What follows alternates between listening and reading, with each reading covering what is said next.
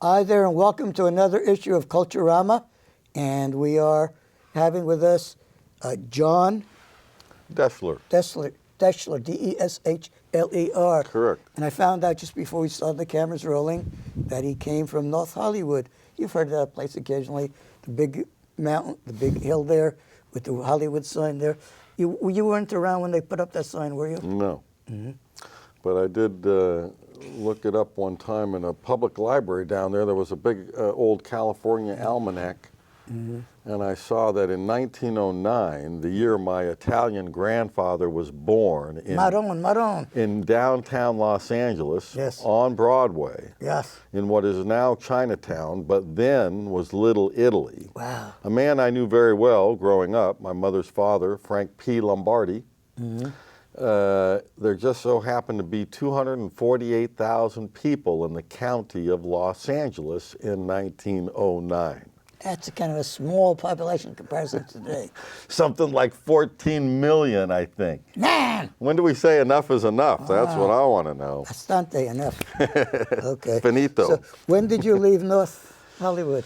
In 1988, I moved north to Portland, Oregon. My condolences. Why'd you do that? No, I was tired. Even the sunshine gets monotony, particularly when the sky is predominantly brown, which it was in the 70s, in the early 80s. So I just thought Portland was the smallest big city on the West Coast that would be a nice change. I loved the climate and the environment, the green, hills and valleys, and the water and the rivers. We don't have too much of that in L.A. And you just have the ocean by Newport. Santa Monica, whatever, But no, I had spent some time in the Pacific Northwest with my father as a kid. He had grown up in northern Idaho. And he was a private pilot. He wrote a book on flying and camping in the western United States when I was a little kid. Yeah. And we'd take trips up north up here. And Montana and Idaho and Oregon, Drain, Oregon, and various places wherever we had connections. Which reminds me of a joke. Do you know why the soil is so soggy in Oregon? There's only one drain in the entire state. Yeah, that's right. Somebody told me that. And we're lucky to have it. Yeah. Yes. But no, so I moved up here in 1988. I was 25 years old, opened my first commercial photography studio in southeast Portland. Okay. And began working for people like the Oregon Symphony. And yeah, let's get before that. When you were in, let's say, high school, yes, were you involved in any of the arts that got you into the field? Yes, ironically, that's because we want to get to the genesis, the real start. That's what is your launch pad? My dad handed me a 35 millimeter camera in his plane. Okay. When I was probably 11 or 12 years old, put the nose down and said, shoot that landing, shoot that strip. Generally speaking, grass strips. Yes, yes. Remote areas. 4-place, single-engine 1948 Stinson we were flying in. And at the same time, I was 11. On my mom's side of the family in particular, they were all very musical. So I started playing the trumpet. And the two things, much to my surprise, have intrinsically been connected throughout my life. I ended up going to the Pasadena Art Center College of Design above the Rose Bowl, a very notable commercial visual arts school. Graduated there in '86 and moved up here in '88, opened my first studio. Always played, in the old days I'd play the horn and play tunes with the jazz radio station when my film character? When my film was drying in the darkroom, in the traditional darkroom, Talk to me about horny and everything else, So, but yeah, I started out shooting jazz musicians in LA because I loved the music so much. And I was an anomaly. Most of my friends were going to see Cheap Trick and Led Zeppelin concerts. And here I was interested in, Count Basie and Maynard Ferguson and Doc Severinsen and Freddie Hubbard. Big names. And anybody who was notable of the time. And I was in L.A., so it was all around. L.A. is supposed to have a big jazz scene? It was not as big then as it had been in the past, but it's evolved over time. And I lucked out and kind of caught the tail end of what it had been in the San Fernando Valley, which now has population of about 4 million people, equivalent to the whole state of Oregon. Probably was about 2 million, 2.5 million when I was growing up. A couple of notable jazz clubs in the neighborhood were Carmelo's and Dante's. You might have heard of Dante's. And not far from the Hollywood Bowl. I shot pictures at the first Playboy Jazz Festival at the Hollywood Bowl in 1979. I was 16 years old. Okay. And so I just started going out, listening to the music, and taking a camera as a 16, 17, 18-year-old, hiding. Everybody else was in their 40s, 50s, 60s, smoking and drinking, and it was smoky in there. You were precocious. You were a young dude. I was motivated by the music. I really was motivated by music, and more music turned you on, see? And then I more and more got motivated by the photography and the craft, the sense of craft that I was observing in the musicians that I was watching perform. Okay. John, let's go through the different kinds of cameras that you went through and what each of them taught you, what the aspects, the benefits of the cameras, so that our audience out there learns a little bit about basic photography. Oh my goodness. It starts with the 35 millimeter, rangefinder camera, set your distance. I'm about 4 feet from you. I've been doing that since I was, young. 35 millimeter starting point. And then begin to understand your ramifications and implications of your f-stop and your shutter speed, and how that relates to something that's so prescient in everything we do, which is time. Time. Now, you're taking a short exposure or a long exposure, In those jazz clubs in the day when I was a kid starting out and motivated to try to get stuff, I was always thwarted by very low light. That's true. So, this is a question that just occurs to me at spur of the moment. What instruments are hardest to catch that they move a lot? The trombone, I guess, slides a lot, so but that's really more about the player than the instrument, because there will be different players on every instrument. Some of them move a lot, some of them don't move at all. So it's a personality. Yeah, that's a personality, particularly in the jazz idiom, and the classical idiom, they all pretty much hold pretty still in the orchestra. But I've loved the two, it's the ears and the eyes. I don't know, I'm a product of our basic, our basic senses, and I focused on them my whole life, and I'm very happy and proud to say that, I've had some success, ironically, significant success with photography, and only the last 5-10 years have I really focused on actually any mentality related to business with the music, and I've actually made some progress there. So I have a steady gig the first Saturday of every month at the Wine Bar in Silverton, Silverton's Wine Bar and Bistro. You want to give us the website? What's it called? Well, my website will give you all this information at johndeschlermusic.com. John Deschler Music. JONDESHLER. Okay, that's one long, spaghetti long string. But I can just tell you briefly, I have a steady house gig at the Silverton Wine Bar and Bistro the first Saturday of every month. Would love to see you there sometime. I'll buy you whatever you want. Okay, I'm not a big drinker. And they got nice pasta and meatballs and other things. What street? What street? I think it's 101 North Main, on the bridge, downtown. Silverton, it's a small town. I've been there a few times. And then just started a residency at Hobo's in Old Town, Portland, every Friday night. 9:30 to 1 a.m. I'm trying to bring jazz back into a place where there used to be all kinds of jazz in Old Town, Northwest Portland. So tell me again, because sometimes I'm going to go to Portland.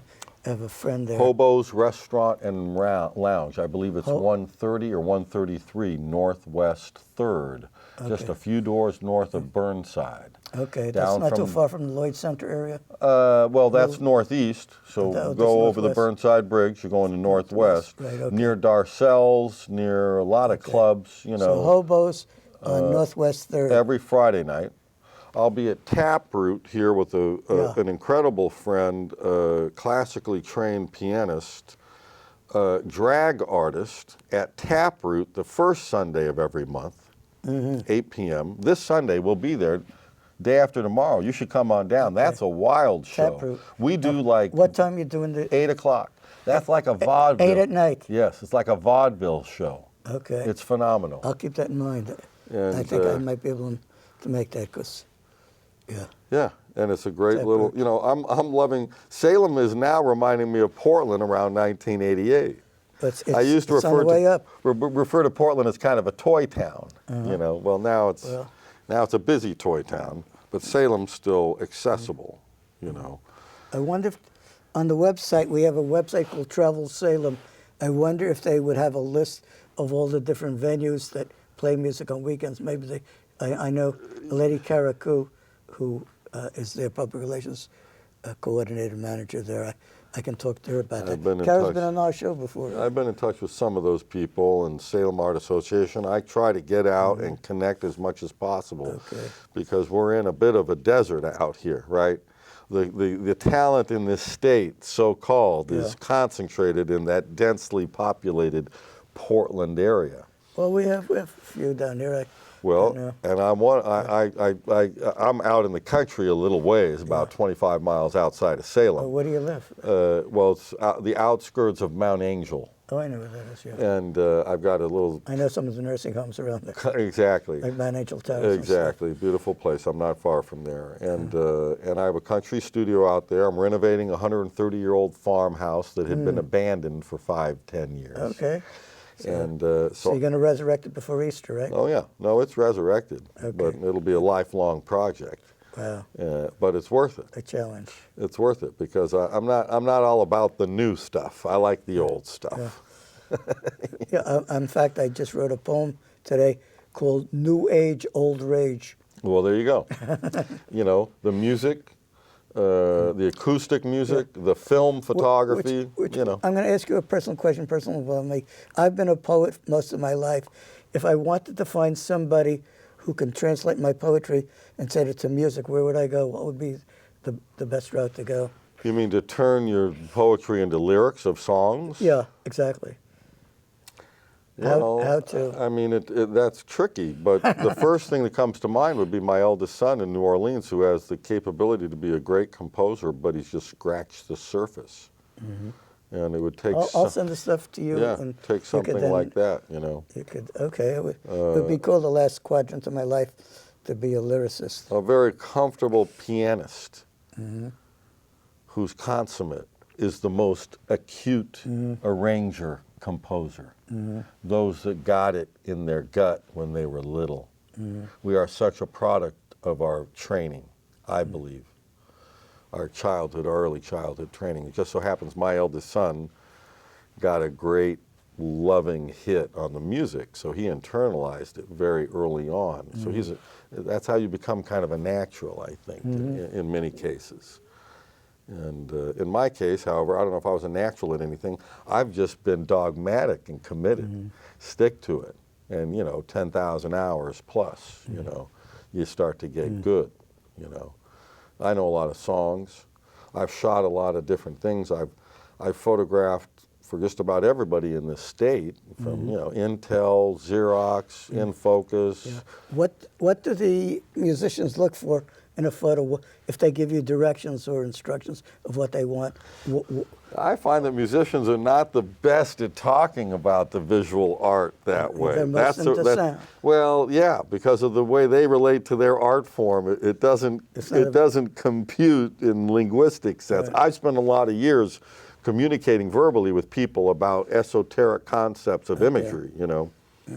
And so I tend to focus on that. But are there 2 or 3 pictures you have with us that would be you consider your best or most quality shots? Well, I mean, want to do the one? Let's do this one with the cheetah. We should mention the cheetah. I don't know. You want me to hold it up or put it up there? We can put it here. We'll use it as our poster boy. I'll tell that story as concisely and consistently and concisely as I can. 10 years ago, I had a client up here invite me to the annual fall fundraiser for the Cheetah Conservation Fund, an organization that has its headquarters in Namibia, which is just to the west of South Africa. It's the old South. West Africa, the Germans. Dr. Lori Marker, another Southern Californian, found herself in Southern Oregon at the Oregon Wildlife Safari some 40 years ago, then found her way to Africa, and is the first research doctor who's responsible for saving and keeping alive an orphaned cheetah. At that time, when I got involved, there were 8,000 cheetahs left in the world. It's estimated that in 1900, the time of our parents and grandparents, there was over 100,000 cheetah in the world. So 10 years ago, there was 8,000 cheetahs in the world. I had shot Tiki the elephant from the Winston, Oregon Wildlife Safari in my studio in trade with the trainers and the safari in my first studio in Southeast Portland some 30 years ago. Yeah. So I had the idea when I went to this cheetah fundraiser, well, maybe I could get some nice heroic portraits of a cheetah in my studio. And I slowly started, you know, annually meeting up with these people, and it finally led to me getting these stellar portraits. Well, now I have a whole ad campaign in the can, ready to go to try to raise consciousness and awareness. But what's the conundrum? The Cheetah Conservation Fund is a nonprofit. They don't have money to run ads, right? I have an idea for you. I'm very interested in hearing it after I tell you the rest of the story. Me, yes. And so I mean, I literally did 2 photo shoots, you know, big-time situations in my studio, had a big-time creative director, partner of mine, create beautiful ads, TV, radio, print ads, the whole thing. And the last year, I've been trying to pretty much beg, like Portland Monthly, Willamette Week, Portland Business Journal, and other significant local publications to write a story about this effort, to give me some exposure and maybe some free ad space to raise the consciousness about the now 7,100. Think about it, in our lifetime, we're down to 7,100 cheetahs, the fastest land animal, most beautiful cat, they're incredible. And on our watch, I mean, it just mortifies me, you know? Who just won the Rose Bowl? The Ducks? I think so. And who were the fastest runner there? Whoa, you got to help me out. I don't know. I didn't see the game. What I'm correlating in my crazy chaotic mind is if you can get one of the football players to associate with the cheetah. Do a little race or something like that? Then you have a hero. You say, you know. And then I can get in the back door to Nike and Phil Knight. Yeah, can this quarterback or halfback outrun the cheetah? Well, you know, you make it into a humorous thing. That goes to one of our. That's how I correlate things in my mind. That goes to one of our headlines on one of the ads. Yes. But the point is, it's a tragic story. Yes. I'm all about raising consciousness. Some animals. Raising consciousness and raising awareness of our role in all of this. Right? Why are we running out of cheetahs? There's only one major, well, there's 2 major reasons, but the most major umbrella is because there's too many human beings. Yeah, and they're shooting them crazy. And they steal the cubs to sell to rich folks. Yeah. And then those cheetahs are history. They're never going to procreate in captivity. Right. So you're destroying the gene Yeah, pool. You're destroying the gene pool. Can I call it cheetah genocide? Absolutely, cheetahcide, absolutely. Absolutely. Yeah. And I, you know, again, I'm mortified. So that's one of the beautiful pictures. Okay. This is a historical platinum palladium print that I made from that image. Okay. And the other question is, what is global warming doing to the cheetah population? How does it impact it? Well, wherever it's impacting human beings with stress, where they live side by side cheetahs, then you know that's. But is it affecting the food supply, for instance? I don't know if in Africa. I don't think global warming in and of itself is, except from the fact that you have the goat herders, the sheep herders, and the cattle herders who do not want the cheetahs. Okay, so it's the same kind of scenario as we have out west here with the wolf and the cattleman. It's survival of the funniest. Yeah, and about what I like to call is negative space. Up until sometime in the last 100, 150 years, there was still enough negative space, meaning not so touched by man, that the animals could keep doing their thing. Okay. It doesn't exist anymore. You know who E.O. Wilson is? I don't know that person. He's a Harvard emeritus who's a sociobiologist. He's trying to put together, look him up, he's phenomenal. Okay. He started out in Arkansas as a little kid studying bugs and became very dominant in the research sciences. And he's trying to save what's left of half of what's left of the natural world right now. He says it's our only saving grace, the only ability we have to survive. It's like, you know, buffer. So, terrific. Yeah. So it's, you know, what I find so interesting. You tell me what you think about this. Growing up in L.A., Yeah. I grew up in my dad's little plane at the Van Nuys Airport. I'd look down on the ground, just about 3,000 or 4,000 feet above the ground, not 30,000 feet above the ground. And I could see the expansiveness of asphalt and concrete, that big radiator. And I'm thinking, in my grandfather's era, when they signed up for the car, and they thought it was such a great idea and put the horses out to pasture, and oh, we have clean streets right now that don't smell like manure. You know, we just signed up not knowing what it was. And I feel the same way about this new flat digital world. We spent 250,000 years getting big fat brains, 10 fingers, and 2 opposing thumbs that have led to modernity, you know, and civilization. But now it seems like it's backfiring on us. Why don't you write an article called Tethered to Zero? Yes. Zero. Meaning that it's stagnant, we're not moving. In terms of evolution and consciousness, maybe that's true. I don't know. I mean, it's not the new umbilical cord. Yeah.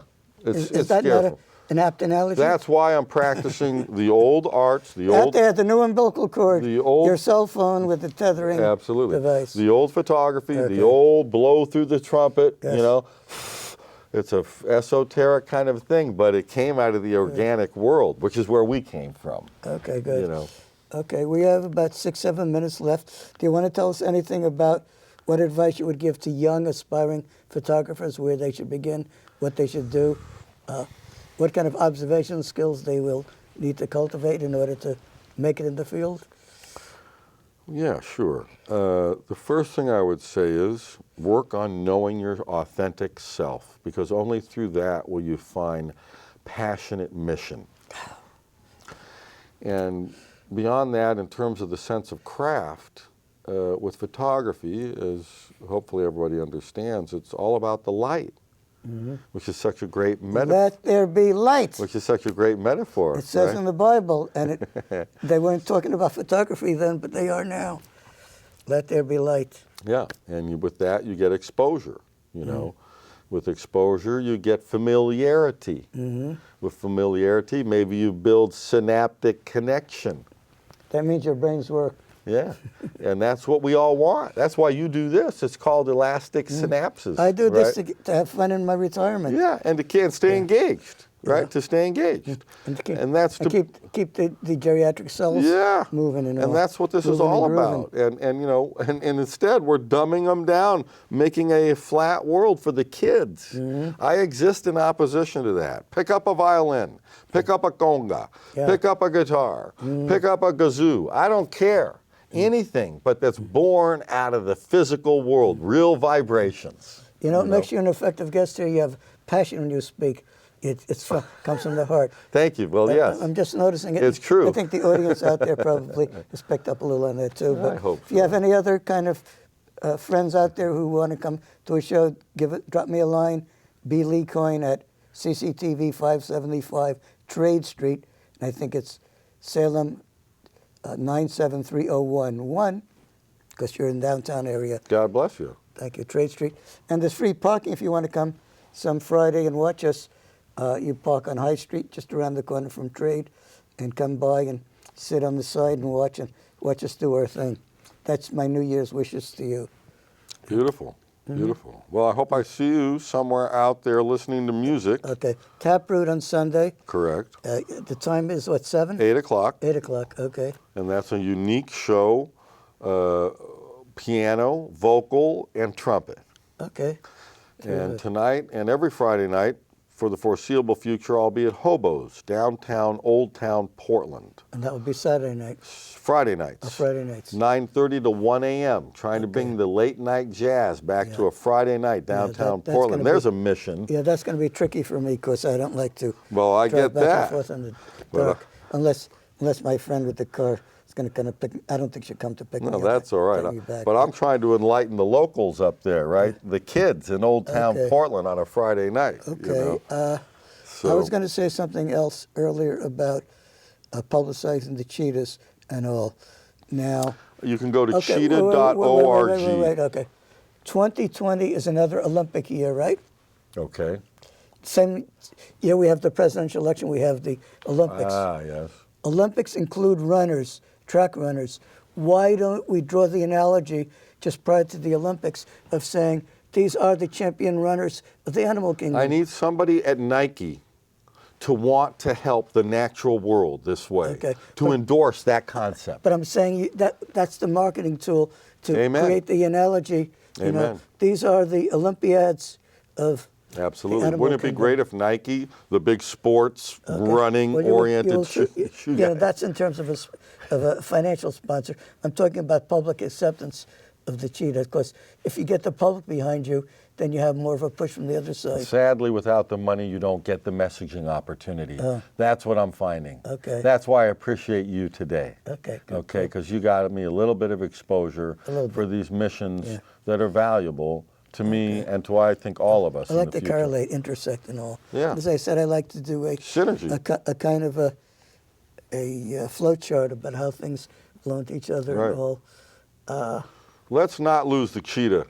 And you Okay. can go to cheetah.org. That's the Cheetah Conservation And the Fund. other thing is, if there's an organization that sponsors cat lovers, I know you had the Friends of Feline here, they might come aboard as a friend of feline because this is sort of a grown-up feline gone wild. Absolutely, And absolutely. I'm seeing potential allies. Synergies, You also absolutely. have the ASPCA might get behind you. Absolutely. So you look for natural allies in this whole thing called networking, I guess. Is the Yes, I've been talking to So we have an alliance being built today. I appreciate that. I have a vice president at National Geographic I'm talking to about this, trying to get a little bit of support on that front, and also my alumni association at the Arts Center in Pasadena Okay. is going to lend a little bit of a hand, which is great because they're a big public, communications, Okay. school, so they'll have some reach. Now, what would you need to do to approach the Oregon Zoo in Portland and have them come aboard or have some brochures? That's another outlet we haven't explored yet. That's usually where they have the annual fundraiser, is at the Forestry Center there or up at the zoo. They're all connected. Okay. But they don't have, their reach is limited, right? Okay. What I want to do is hit the masses with mass education. Yes, I want to go like this and slap people and say, yo, whoa, guess what? We're running out. Did you know?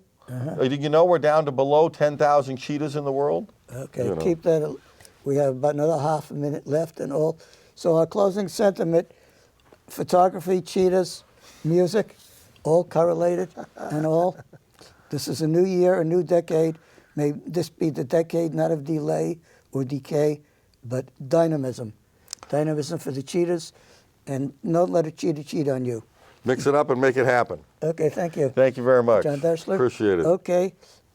Remember, if you want to suggest any of your friends out there who are of interesting hobbies in the Culturama arts, have them drop me Lee Coin, care of CCTV, 575 Trade Street, or luckycoin@yahoo.com. Come what may. Thanks.